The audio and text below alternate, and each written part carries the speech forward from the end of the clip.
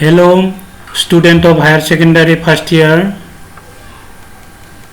Myself Aurobindo Kherkatari, Department of Economics, SS College, Hailakandi, Assam, India. In continuation of our earlier class,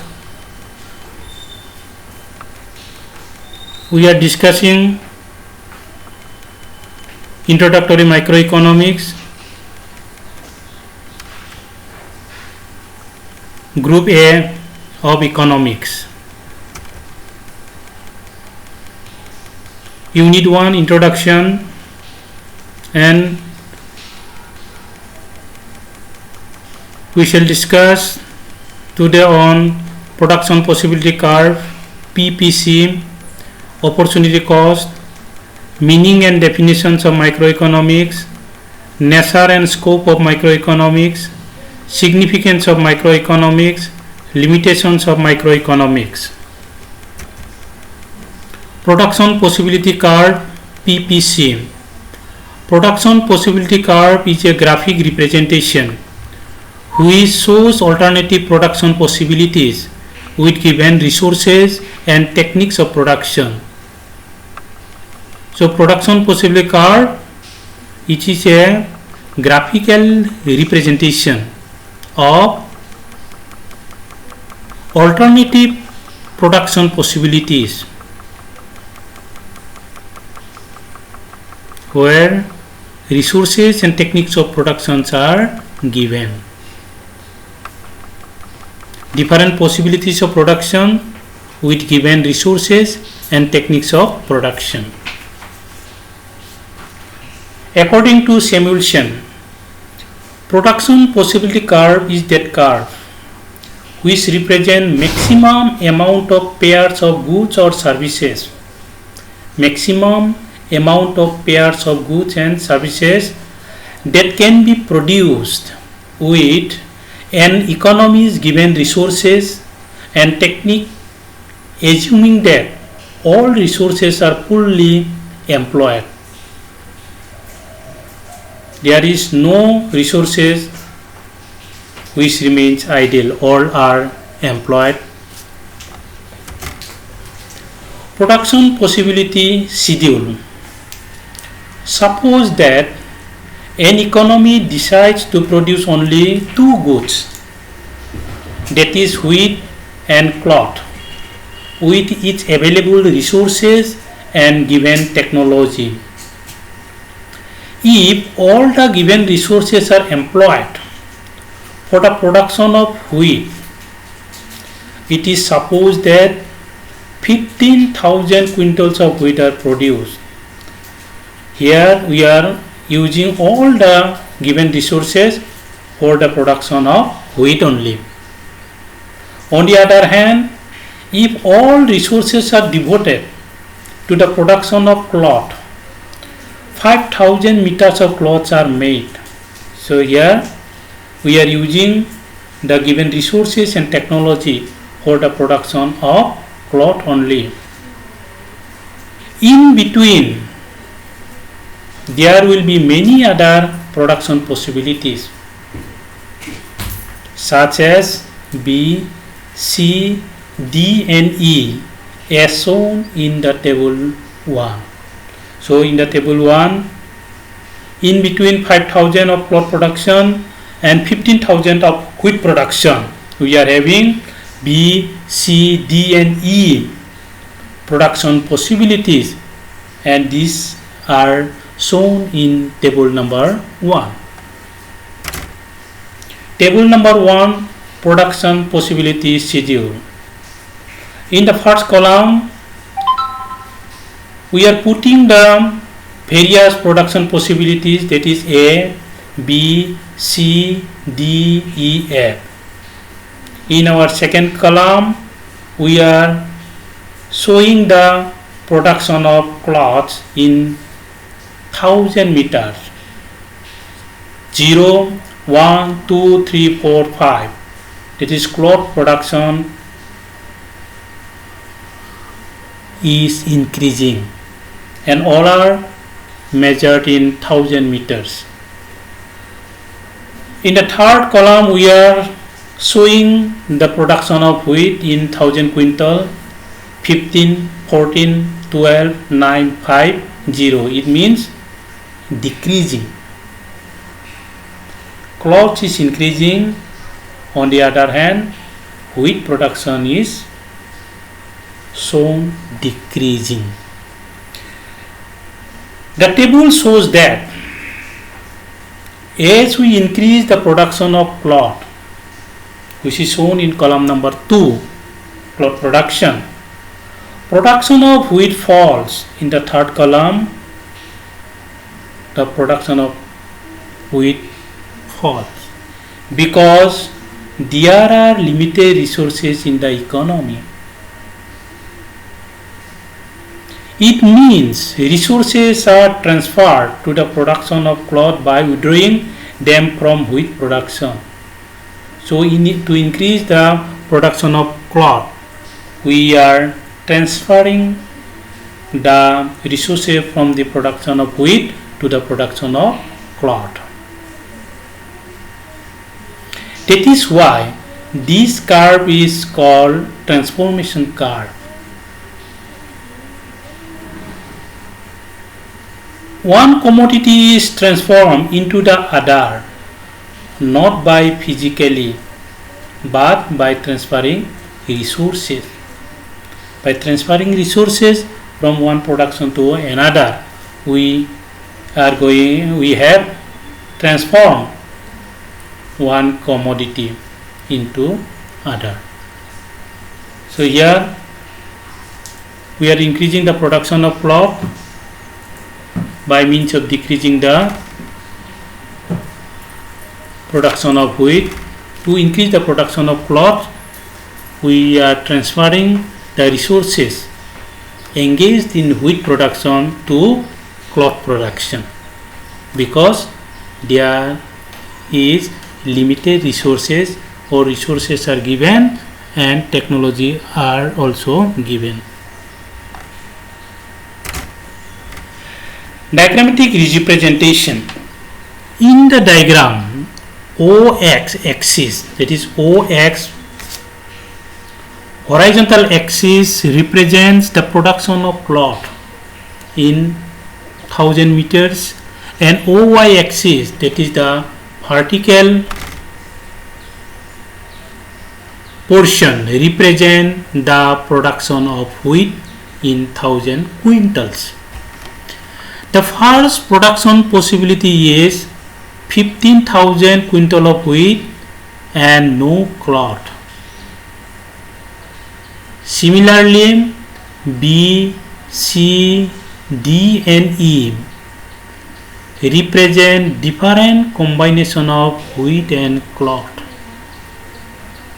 So in the diagram we have seen B, C, D and E, which represent different combinations of wheat and cloth.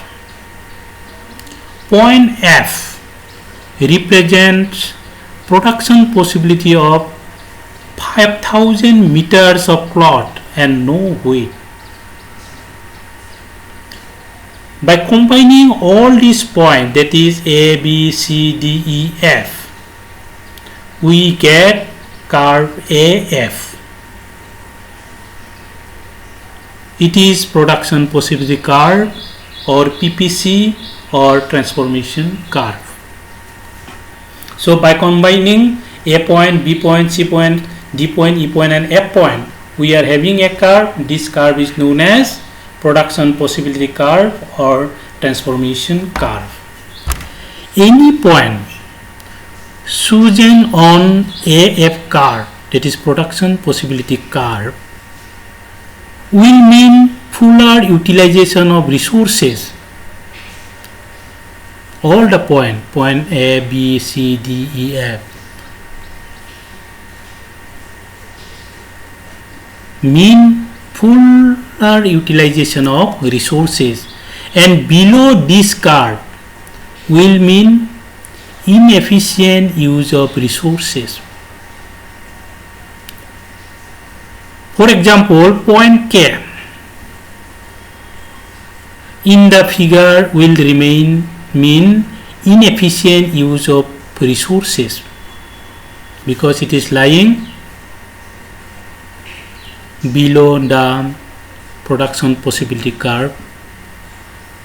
And point U, which is lying above the curve or beyond, here the economy is unattainable due to limited or given resources and technology. So the economy is not able to attain point U because the economy is given resources and technology do not permit the economy to up point U. So here AF is the production possibility curve, and any point on this curve, that is maybe B, maybe C, maybe D, or maybe E, all will mean fuller utilization of resources efficiently.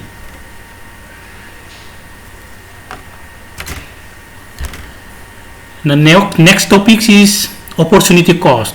Opportunity cost is the cost of producing one commodity in terms of another. So we are producing one commodity in terms of another.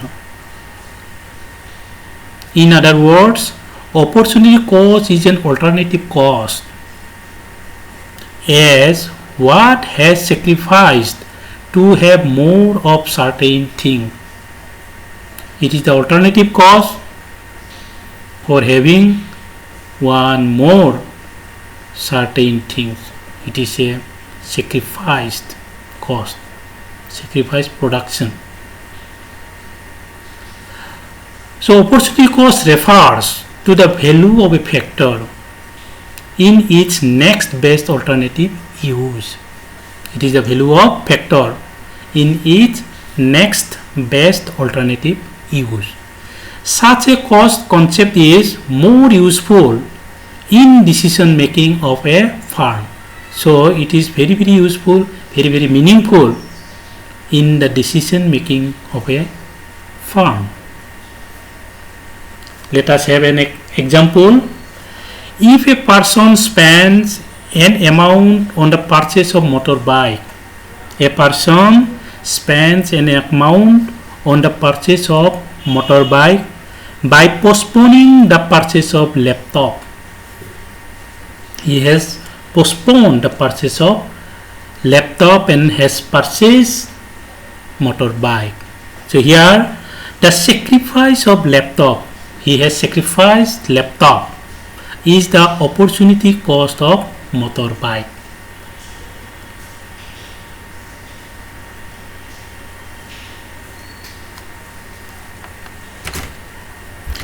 Meaning of microeconomics. There are two approaches to the study of economics: microeconomics and macroeconomics. Professor Ragnar Frisch of Oslo University first coined or used, we can say used, the terms microeconomics and macroeconomics in the year 1933. These two terms, that is microeconomics and macroeconomics, have been derived from two Greek words, micros meaning small and macros meaning large. So microeconomics means the study of small or individual unit. So it is the study of small or individual unit of the economy. And macroeconomy means the study of large or whole of the economy. In other words, microeconomics is that branch of economics which studies economic problems at the level of an individual. On the other hand, Macroeconomics is that branch of economics which studies economic problems related to economy as a whole. So one is small, another is large. Microeconomics study of the small unit. On the other hand, macroeconomics is the study of the whole of the economy. Definitions of microeconomics. According to Shapiro, microeconomy deals with small parts of the economy. Microeconomics deals with the small parts of the economy. According to Leftwist, microeconomics is concerned with the economic activities of economic units. Economic activities or economic units as consumers, resource owners and business firms.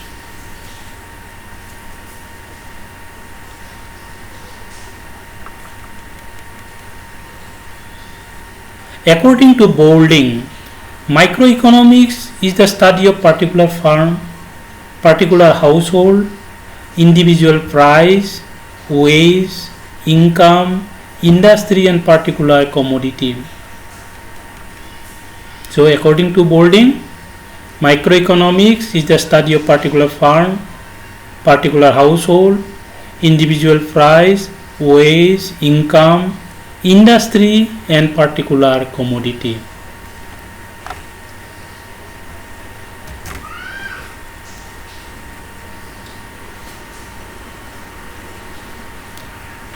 The definitions of microeconomics reflect the nature of microeconomics.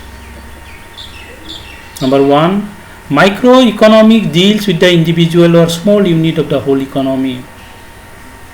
So it is the study of the small parts of the whole economy. Number two, it deals with the independence of variables. That means the variables are not dependent one with another. Number three, microeconomy deals with the partial equilibrium analysis.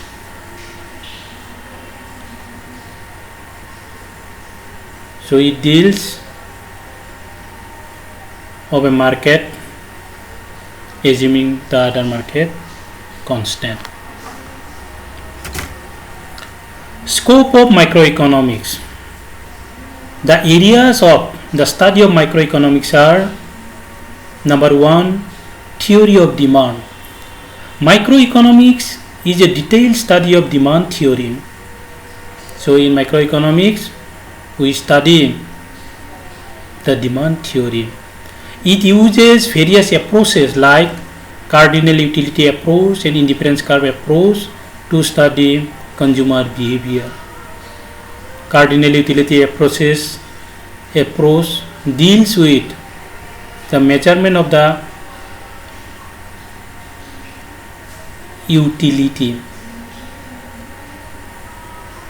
with the help of numerical numbers. On the other hand, indifference curve approach deals with the preference or ranking. Number two, theory of production. Microeconomic analyzes how a typical producer combines different factors of production to secure maximum possible output at minimum cost.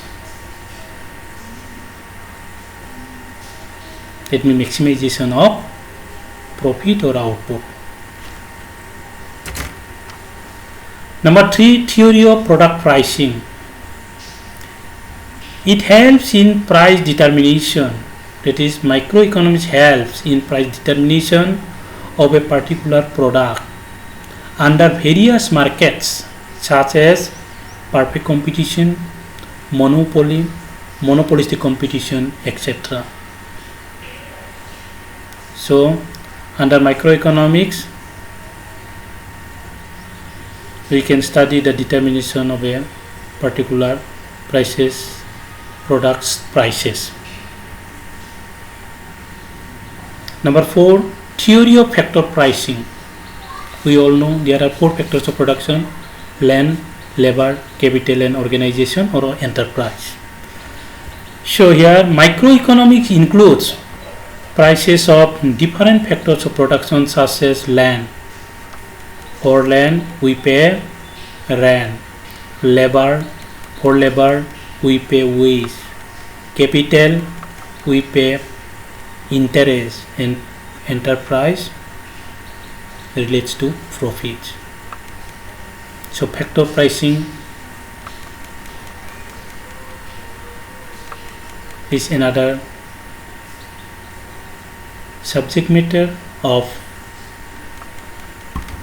microeconomics. Number 5, theory of welfare.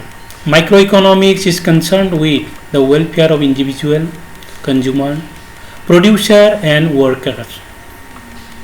So these are the scope of microeconomics. Importance as well as significance of microeconomics. Number 1, economic welfare.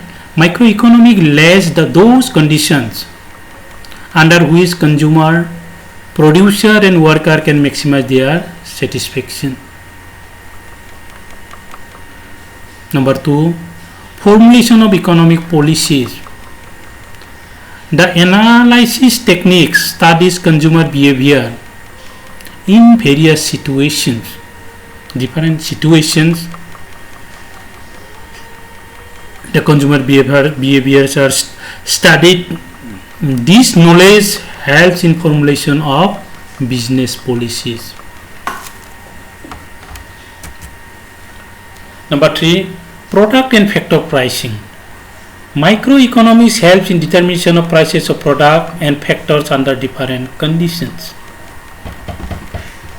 Number 4, analysis of operation of the economy. The study of particular units can provide knowledge about the operation of the economy. For example, if all individual firms are operating efficiently, for example, what we have found, if all individual firms are operating efficiently, skillfully, it can be assumed that the whole economy has a high degree of efficiency, because all individual firms are operating efficiently. So we can assume that the whole economy has a high degree of efficiency. Limitations as well as weaknesses of microeconomics. Microeconomics is not free from limitations. Some of them are faulty assumptions. Microeconomics assumes faulty assumptions like perfect competition, full employment, fashion, and customs are constant. So in microeconomics, all these are assumed concepts. What are these?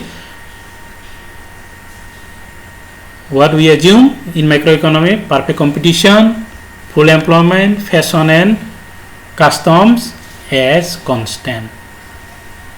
But these are unrealistic. Limited scope. Microeconomics has very limited scope. Various policies like monetary policy, budgetary policy, and trade policy lie beyond its scope, and this falls under the scope of macroeconomics. So there are limited scope in microeconomics. Number 3, static approach. In microeconomics, many factors like full employment, fashion, and habits are remain constant. These are not possible in this dynamic world because the world is itself dynamic. So these are not possible in the changing scenario. So with this, thank you all.